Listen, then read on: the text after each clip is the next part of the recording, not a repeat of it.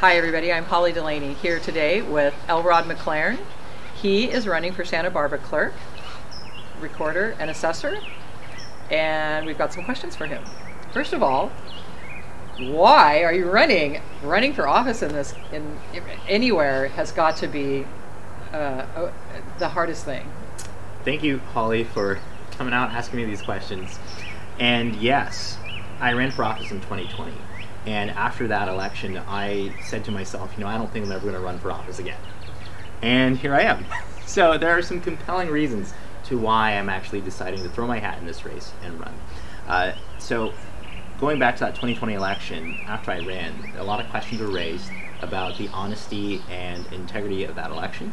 And I attempted to broach those questions with the register of voters and with Stonewall. Other voters within the county also felt the need for those questions to be answered, to the tune of 129 folks gave signed affidavits to the register, to Jill Holland, and they were summarily returned and ignored. So those people were not answered also, and the questions that I had were not answered. And so part of this is a quest for answers. Can I get answers to the questions of, are we actually having honest and fair elections within our county? So that's number one.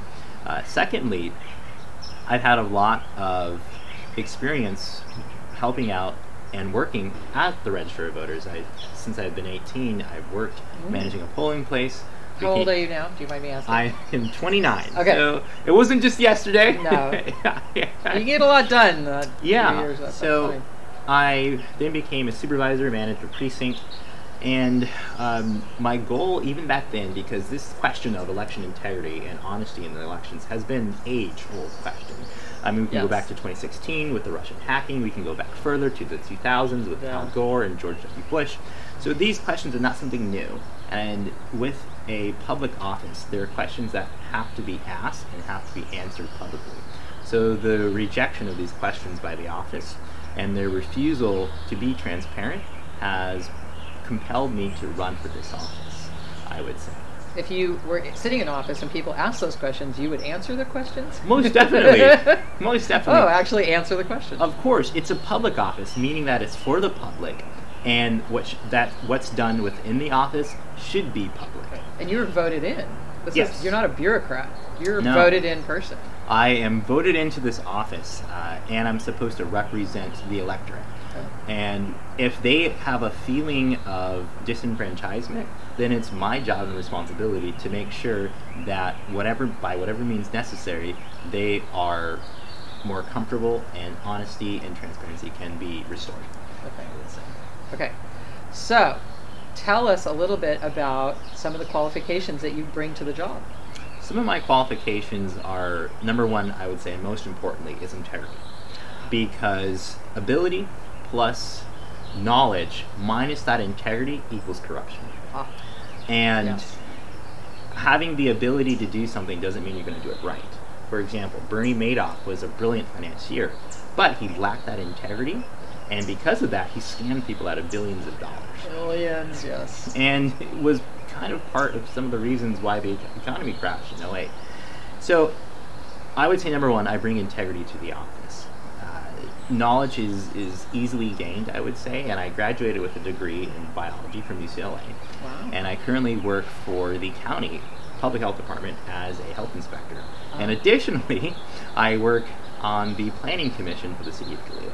So I have a lot of experience working for government and working with the county specifically, and I have the knowledge that comes from working on the planning commission, which can help me with assessing the property values and things like that.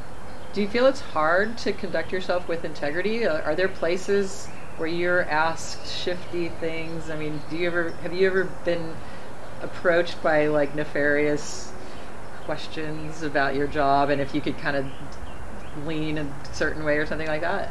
How hard is that to like deal with? So I work as a health inspector, as I said. As a health inspector? As a health inspector. Okay. And at times, and I don't know if it's just niceness or maybe it's someone trying to get a little something more, but folks do ask, like, oh, hey, do you want free food, or can I try to buy your love? in a sense. But I always operate as, no, I can't take anything, because I want to be not even perceived as having a conflict of interest or anything, which right now, something that I've learned in running for this position is that the clerk recorder assessor manages the elections, as I might have stated before. But here's the rub. The incumbent, Joe Holland, does not recuse himself from managing an election that he's the candidate in. So how would he do his job and recuse himself at the same time? Well, he should be recusing himself and allowing his deputy to manage the elections. Which and he's not doing that? He's not doing that. Oh. Yeah, so it's this sense of the fox guarding the hen house. Absolutely. And I sent him an email. He's also someone that's tremendously difficult to get a hold of. Yeah, I've heard that in the whole county. Yes. A lot of people have said that. Anyone who has had any kind of interaction or lack thereof has said, we just can't get a hold of the guy. Yeah. And that's going back to that transparency with the public and being available to the public. So I emailed Joe and was like, hey, I'm seeing that you're managing the elections, but you're also counting the ballots. And it seems to me, if not an actual conflict of interest, a perceived conflict of interest, and you should recuse yourself. No response, no answer. Yeah. Didn't give me the time of day. Now, how long has he been in office? He's been in office for 20 years. So has anybody ever run against him? He was contested in 2018 by one of his actual underlings, a deputy assessor from his office, challenged him in the 2018 election. But he was counting him, so who knows, right? I don't want to say that. We don't know, but yes, he won that election in a landslide. Okay. So, Elrawd, people ask all the time, are you a Democrat or Republican? Yeah, they do, and I think that's kind of an unfortunate question, because the party politics are what divide us. And we don't have the ability to really influence or make major changes on a national level. But what we can do is we can influence our local elections and our local issues here within the community. For example, in the 2020 election, here locally, there were multiple precincts that reported over 100% of voters voting within those precincts. That's an issue, but it's a local issue, and it's something that we can actually change here locally. Be effective here. Exactly. And so that's another reason why I'm running for this office, because I believe that we should focus and come together as a community on local issues. Also, I'm not registered with any party. The office that I'm running for is nonpartisan, and also I believe that candidates should be evaluated based on their integrity and abilities, and not on their political party affiliations. Okay. So another question that I have is, what kind of new innovation, what can you bring to this job that is, the job seems to have been running a little archaically, a little old school, and we're kind of in the Stone Age a little bit with technology and stuff like that. What knowledge and what skills can you bring to this job to bring us into the 21st century? Into technology that would really help us. Yeah. In this position. So, a couple of things. And I think, number one, going across the county and talking to voters all throughout the county, one of the biggest feelings is the feelings of disenfranchisement and the lack of trust within our government. So, the biggest change that needs to happen, number one, is restoring that faith and trust in the process that we have in our government. So a lot of folks have raised concerns, for example, with our voting systems and our voting machines. Mm-hmm. And I think for a period of time, we need to go back to manually tabulating our ballots. And so I think that's number one, restoring the faith and trust, and utilizing various systems that we have, maybe brings back some of that hand counting just for a couple of elections to show, hey, this is the process, and these are what the elections actually are, and these are the honest counts, to restore that faith and trust. And secondly, I would say, is we need to update our voter rolls and ensure that they're completely accurate, 100%. How do you do that? I heard one thing, you wipe them all out and let everybody re-up.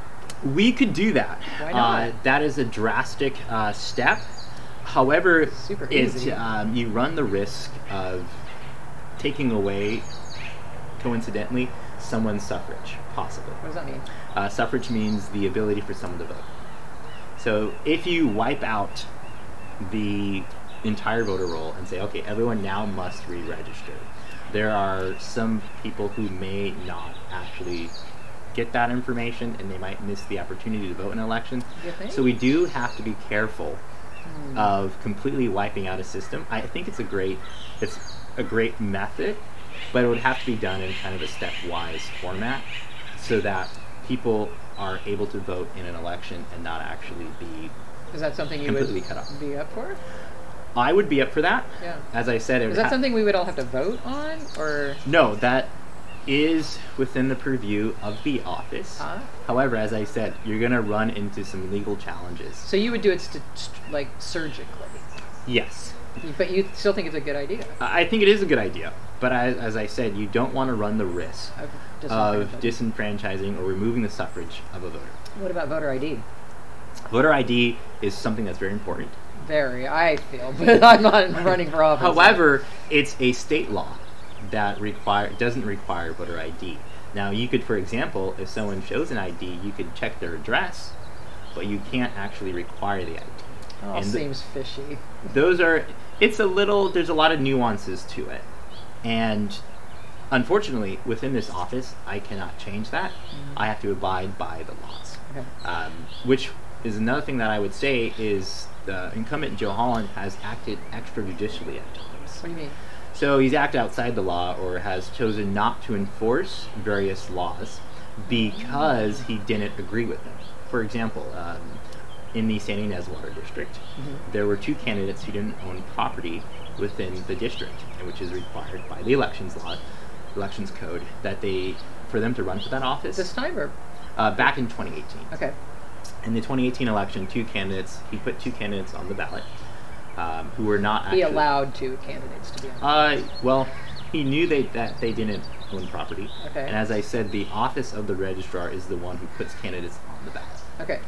So he placed these candidates on the ballot who actually were not qualified because there were some disagreements with the law that required people to own property. However, you cannot, as a public official, act outside of the law. And the district sued his office. And the court, of course, decided in the district's favor that, hey, the registrar has to follow the law. You can't just put people on a ballot or do something outside of the law because you don't agree with the law. So did he win or lose on that? He lost that. He lost the lawsuit because clearly he put candidates on a ballot who weren't qualified. He disagreed with the law. Who weren't legally qualified. Yes. It wasn't like they didn't have the qualifications. It's just they weren't legally able to be on that ballot. Exactly. And that was him. Yes. Oh. Yeah. Wow. Okay. So because he lost that lawsuit, he had to pay the attorney fees for that lawsuit, and which cost taxpayer money. So things like that, where once again we have this lack of integrity in the office, is why we need change in that office. So the technology you would bring, the IT, computer, whatever, what? More technology-wise, I think the future of voting, especially with all our up-and-coming new voters, are very acquainted with technology. I think we're coming in this big transition where... Not all of us old farts. Not everyone. But there's this transition to where some counties, for example, here in California, actually don't have any paper ballots at all. They run a completely electronic system. Do you like that? Do I like the completely electronic voting? I think if we can make this system secure, it's something that is good. For example, looking to the future, we could do something along the lines of utilizing blockchain technology. Oh, you're going to have to explain blockchain. We hear that word thrown around, I have no idea what it means. Yeah, so blockchain is something that the cryptocurrencies are based on. And it's a almost impregnable system to certify information or verify information. And I think for now that's probably as far as I'll go. That's where we're going, and that's where we're headed. Which 10, 15 years do you think? I feel like some of us, I mean, that weren't raised in all this technology are a little leery and are worried because just what happened with with the Dominion voting machines, where there's internet was involved and all of a sudden things were changing in the middle of the night, and people were like, why would we do more of that? Because if it's so impregnable by nefarious people. So here in the state of California, you're going to have to make people feel safe. It's against state law to vote online. It's against it. Oh, I didn't say that. Like if you had a problem, you could go online and vote. That was on our little voter sheet. Well, I'm not sure what the voter sheet said, but state law prohibits someone from voting online. Now, if you are voting by mail, you could vote by mail. You could fax your vote. You could drop it off. Faxing sounds real safe. It just zooms into the office and lands on the floor somewhere. But yeah, so there's things that you can do for the future. Blockchain voting. Okay. All right, so learn about blockchain voting, and we'll see. It'll probably be good. We just need to understand it. Mm-hmm. Okay. So I feel you really have the possibility of winning this, and I would like to know what are the first two things you would do as you step into the office. First two things that I would do, well, maybe the first thing that I would do say thank you, everybody. Is I would thank all the folks that voted for me. I would say that running this campaign has been a community effort. Oh, yeah. And that's something that I really want to bring back into our elections is more community involvement and more folks who are actually paying attention to what's going on, more candidates who are running. There's so many uncontested positions within our county and local offices that I think number one is thank everyone and encourage more community involvement, because I think that's crucial.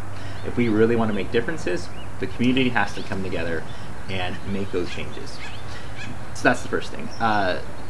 Going on to some more other things, I think number one is in restoring that faith and trust, we need to have an audit of our voting systems.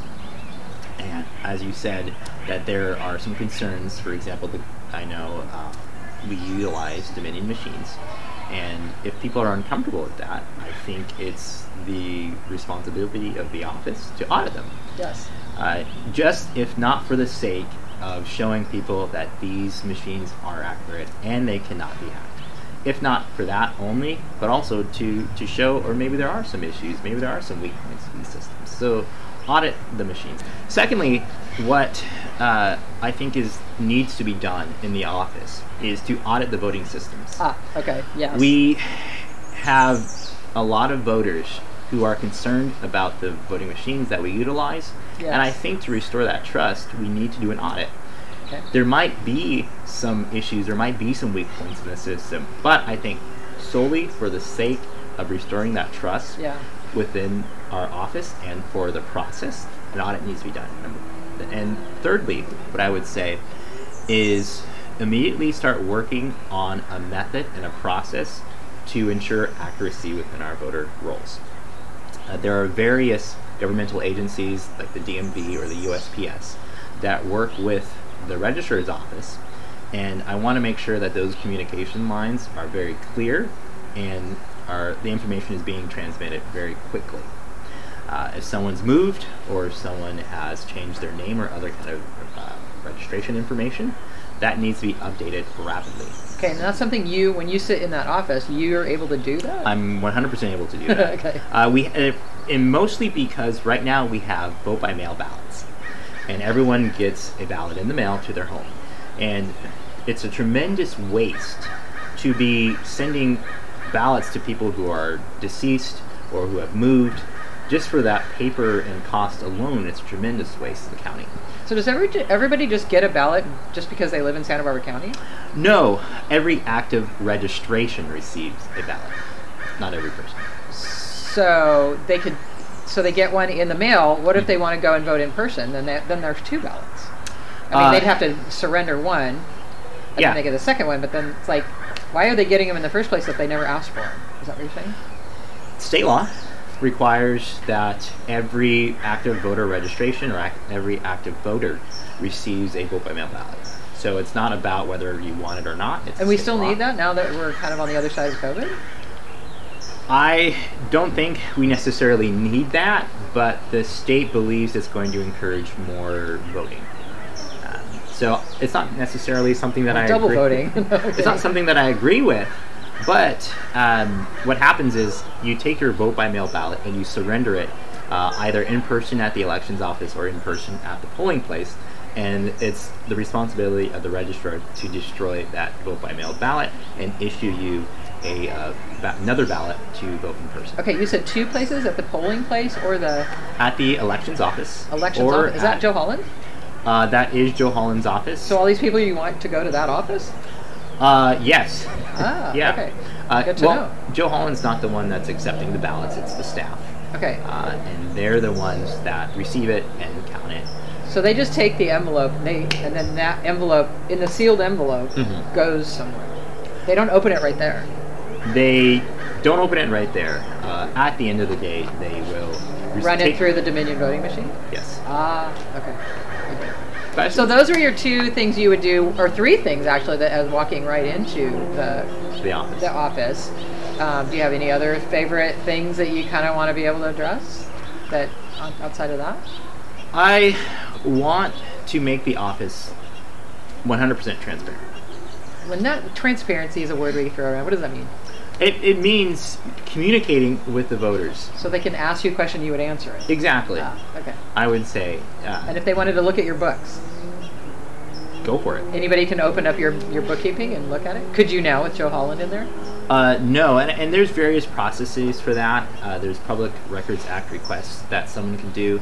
Is that FOIA? FOIAs are for the federal government. Okay. For state and local offices, it'd be a PRA, Public Records Act request. Okay. And making the public aware of those methods that they can use to get information, and also, like I said, it's just could be as simply as responding to an email or a phone call, or doing more social media outreach and things like that. Oh, that's good. More information. Exactly.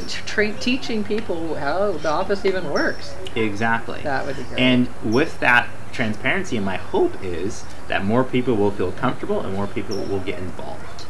Good. So that's the desire, would be great. that's the hope. Okay. So, thank you so much, everybody. Once again, I'm Holly Delaney. We are here at the Stowe House in Goleta, California, Santa Barbara County, and we want to thank Elrawd MaClearn for joining us as he has thrown his hat into the arena to run for the Santa Barbara County Clerk, Recorder, and Assessor position, and it's a very big deal. Yeah. And anything else you'd like to say? Well, I would like to refer everyone to go to my website, elrawd.com. ELRAWD, elrawd.com. Yeah, that's big. Say it again. ELRAWD. Okay. .com, where they can learn more about me, and also, which I think is really something that I enjoy, is responding to people's emails and whatnot. So they can contact me on the website there. Yeah. Also, what I think is most important is for everyone to vote for me come June 7th, or before then, you can bring your ballot to the elections office as well. So if someone wants to do that, I greatly encourage them, and thank you for coming out and interviewing me, Holly. Yeah, It's been you a did pleasure. great. This is fun. Thank you.